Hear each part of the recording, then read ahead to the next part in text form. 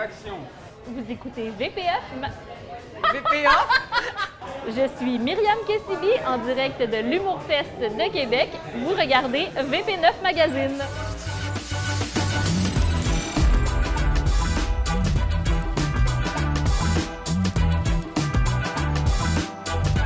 Aujourd'hui, à VP9, Stacy s'entretient avec Thomas Selman à propos de son concert au Moulin Marcoux.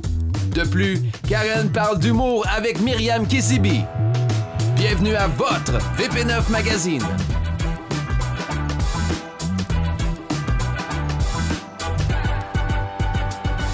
Bienvenue à VP9 Magazine. Je suis Stacy Anne Murray, quelques heures avant la prestation musicale de Thomas Hellman au Moulin Marcoux à Pont-Rouge. Mais avant, Karen était au spectacle de Myriam Kessibi.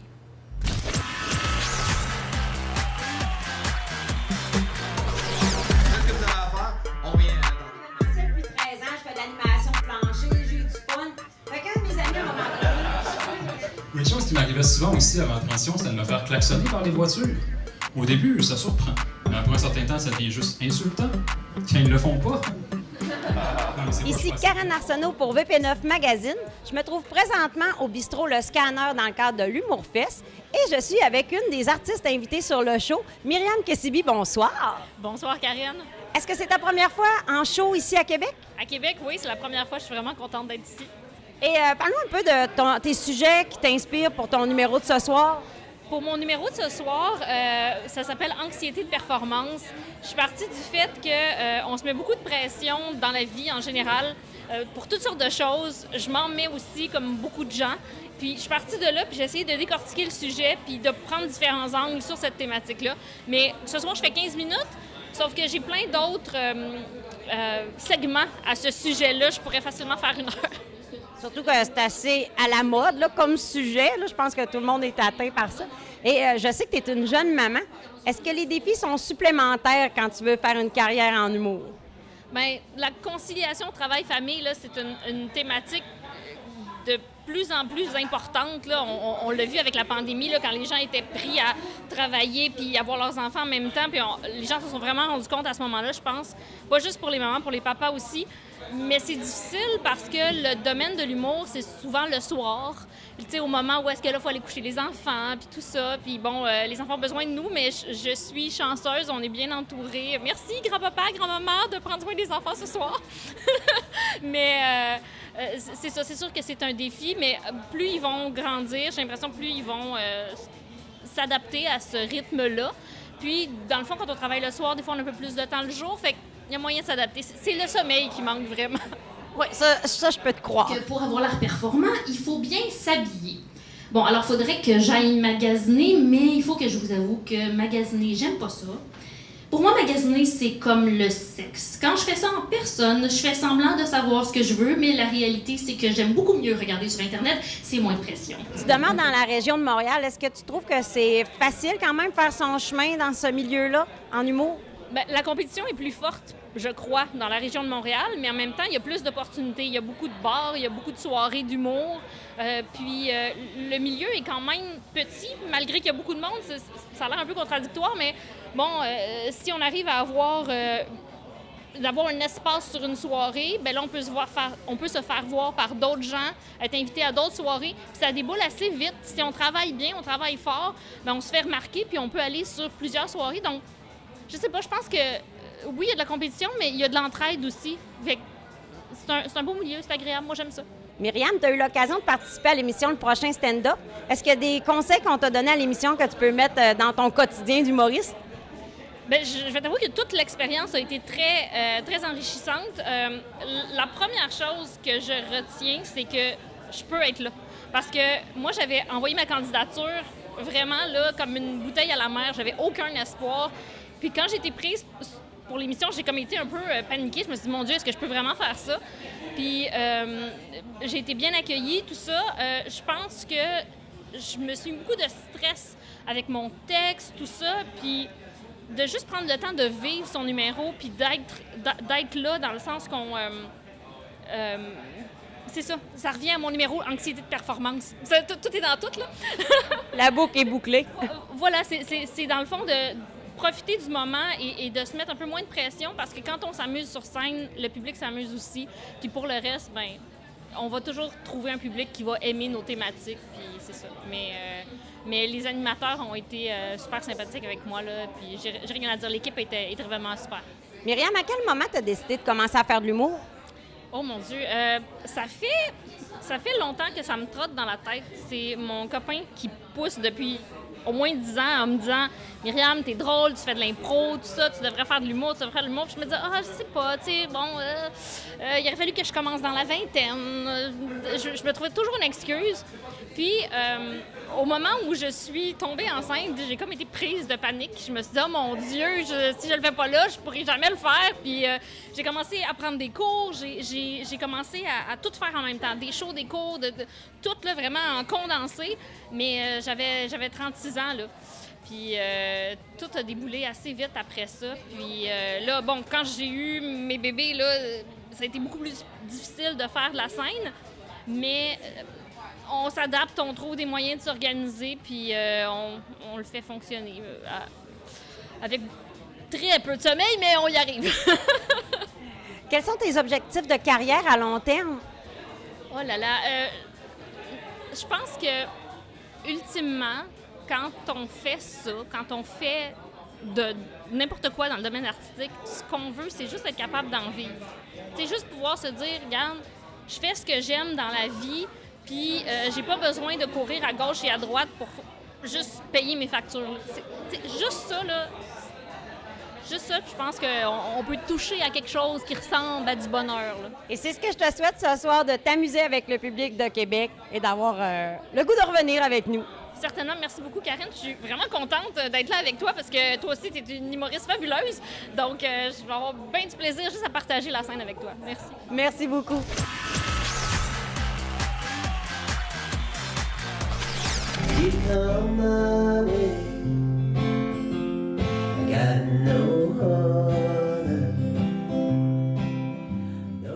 Je suis présentement avec Thomas Hellman, quelques minutes avant son spectacle au Moulin-Marcoux. Ça va bien? Ça va très bien. Est-ce que c'est votre première fois à Pont-Rouge? Je crois bien que c'est ma première fois à Pont-Rouge. C'est définitivement ma première fois au Moulin-Marcoux. C'est très beau. Oui, hein? Je suis content de découvrir Belle l'endroit. salle. On est au bord de la rivière. Très agréable. Très paisible. Oui. Préfères-tu des grandes foules ou des petites salles intimes? Les deux sont une expérience très différente, mais pour ce spectacle-là, ça se prête particulièrement aux salles intimes. Parce que c'est une histoire, on part en voyage, on crée une ambiance très particulière. Donc, pour les petites salles, c'est beaucoup mieux. On l'a fait dans des salles plus grandes, ça marche aussi. Mais il y a quelque chose de magique qui se passe dans les petites salles quand même, quand on a vraiment un contact avec les gens. Je pense que c'est ce qui nous a manqué beaucoup pendant la pandémie, d'ailleurs, oui, ce absolument. contact-là. Tu parles d'histoire. Tes chansons sont remplies d'histoires. Est-ce que c'est ton expérience en littérature, en écriture qui amène ça? Oui, en partie. En fait, ce projet-là est né à Radio-Canada. Je suis chroniqueur à Radio-Canada. J'avais fait une série de chroniques sur l'histoire américaine de la ruée vers l'or à la Grande Crise.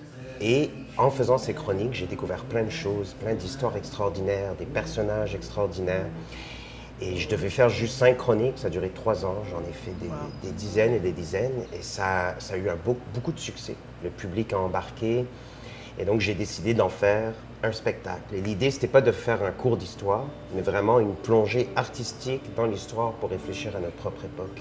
Donc c'est un mélange de contes, de théâtre, de chansons. De poésie aussi. De poésie, oui. Puis on incarne des personnages sur scène. Par exemple, quand on est allé en Abitibi, les gens disaient, c'est notre histoire. C'est la même histoire, la conquête de l'Ouest, etc. Différentes régions du Québec, des fois je parle de mineurs, donc dans les régions plus minières, les gens réagissaient d'une certaine façon. Donc oui, c'est une histoire qui touche beaucoup les gens. Moi, personnellement, ma grand-mère a vécu la Grande Crise, donc c'est elle qui m'a raconté beaucoup des histoires que je raconte et des chansons que je chante. I'm gonna march on down to those Wall Street walls with them 66 highway bills.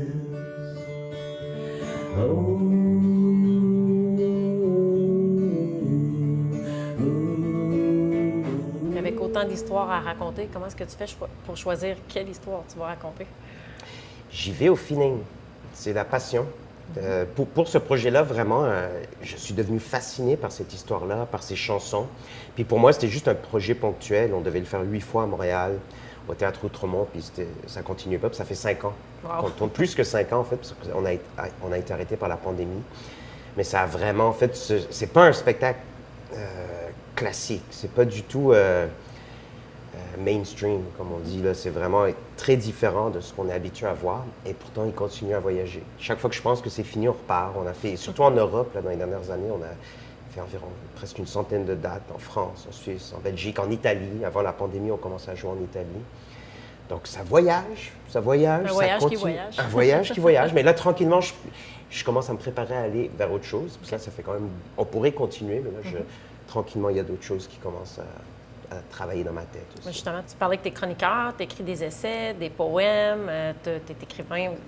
Qu'est-ce qui te nourrit le plus de tout ça? C'est composer de la musique, c'est l'écriture, c'est l'histoire. Pour moi, tout est lié. Ce qui m'intéresse le plus, c'est l'art, la littérature et la musique, pour moi, sont vraiment liés. Ce que j'aime de la chanson, c'est qu'elle a une dimension littéraire. Moi, ce qui m'intéresse, c'est utiliser la musique pour pouvoir raconter des histoires. Les deux sont tout aussi proches pour moi. Le son, la littérature, les mots, la musique, les deux vont de pair. Fondamentalement, je suis quelqu'un de littéraire. J'aime lire, j'ai toujours été attiré par les livres. Je suis plus naturellement littéraire que musicien. Je viens d'une famille de littéraires, de profs. Il y avait des livres dans la famille. Il n'y avait pas tellement de musiciens. Ça, c'est moi qui ai appris ça tout seul. Mais j'ai besoin des deux. Je ne peux pas me passer de la musique comme je ne peux pas me passer de la littérature ou des mots. Tu me parlais un peu de spectacles à venir. Est-ce que tu as un nouveau projet qui t'en prend? Oui, j'ai un nouveau projet. En fait, pendant la pandémie, j'ai commencé à... Là, c'est autre chose complètement, là, mais j'ai commencé à raconter de la mythologie grecque à Radio-Canada avec mon banjo, les dimanches matins, à l'émission Dessine-moi un dimanche avec Franco Nuovo. C'est une idée qui m'est venue un peu complètement folle parce que je faisais du canot-camping avec ma fille puis 2 amis à elle dans le parc de la Vérandrie, puis il pleuvait. Puis les petites filles s'ennuyaient autour du feu, il n'y avait rien à faire. J'avais relu Ulysse, l'histoire de la mythologie grecque, pour Radio-Canada. J'ai commencé à leur raconter ces histoires-là, puis les petites filles étaient fascinées. J'ai proposé à Radio-Canada d'en faire une série de chroniques. Et là encore, je devais en faire 5, puis ça a super bien marché. J'ai continué pendant toute la pandémie. Le public a embarqué, ça a connu beaucoup de succès. Ça m'a surpris, c'est quand même de la mythologie grecque. Mais je le faisais d'une manière amusante, avec beaucoup d'humour, puis avec mon banjo, avec la musique. Puis ça a vraiment bien marché. Et je continue, en fait. Puis là, il y a le conteur Michel Faubert qui m'a approché, qui a tripé là-dessus. Lui, il a toujours trouvé que la mythologie grecque, c'était plate, mais là, il a adoré le projet. Puis enfin, c'est intéressant. Oui, c'est ça. Donc, il m'a proposé d'en faire un spectacle. Donc, on travaille en ce moment, Michel et moi, et Olaf, le musicien qui m'accompagne pour Rêve américain. Et on prépare un spectacle autour de la mythologie grecque, avec un mélange de musique, de contes, un peu comme Rêve américain, un peu comme ce qu'on va présenter ici, mais autour de la mythologie grecque. Donc, des histoires mélangées avec de la musique. Une autre époque. Une autre époque, mais c'est pas si éloigné d'une certaine façon, parce que c'est des histoires qui ont quelque chose d'intemporel, qui ont quelque chose d'universel, qui nous touche. Puis la mythologie grecque, c'est les origines de tout, hein. C'est les origines de tout, c'est les origines de notre monde. Puis c'est des histoires qui ont beaucoup de profondeur, qui sont le fun à raconter aussi. Donc on embarque avec ça, on fait la première là, cet automne au Festival de contes de Trois-Pistoles. Ouais. Ça va partir assez vite, puis on verra ce que ça donne. Mais Thomas Hellman, merci beaucoup. Ben, merci à vous. Je te souhaite un très bon spectacle ce soir. Merci à vous.